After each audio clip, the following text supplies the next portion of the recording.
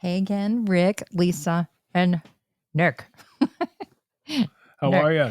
Glad you're back. So I have a question. Okay. How do you pick your watermelon? Oh my gosh, this is so heavy. She had me haul this up the Oh, it's stairs. cold too. Because I It's keep it cold in and the heavy. refrigerator. This could be tragic. It could be tragic.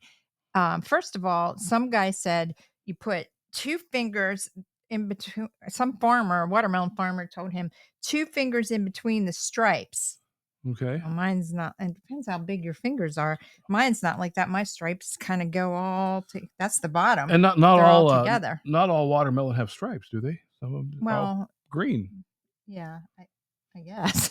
I get the seedless ones tend to, and then the underbelly. Somebody said yellow.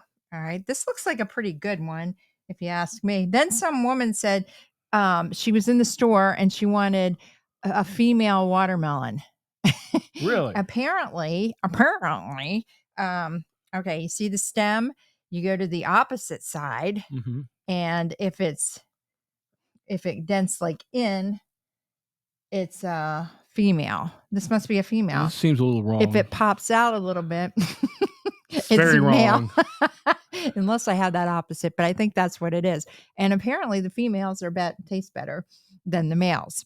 I have never heard of that. Today I learned that. And they always say, knock on them.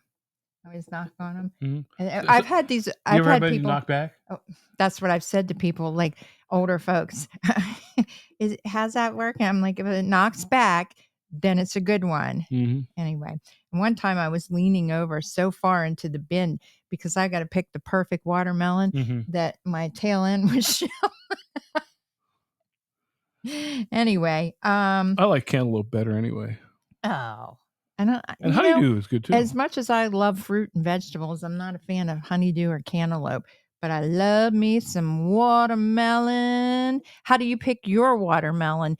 And have you ever, like some fruit, it's a gamble. You buy it, it may not be good. Have you ever taken back? I've taken, hey, we're friends. Don't you're judging me. I've taken a watermelon back once in my life. We know many hundreds of years ago, fruit was thought of as a very valuable commodity. You know, and that's if you had a lot of fruit, you had a lot of food. So one day, a guy who had a big field of melons, his daughter came to him and said, "I'm going to get married." He said, "Well, I want you to be in a big ceremony because I got all this money because I got all these melons." Right. And she said, "No, we're going to take off and do it all by ourselves." So he said, "Look, I'm going to see that field over there, a huge field filled with melons, right?" He said, "If you agree to a big service in a church, that's all yours. But the key is you can't elope. You can't elope. You'll be back next time, please, won't you?" Rick and Lisa, same bat time, same bat channel. We saw where that was going, didn't we? Well.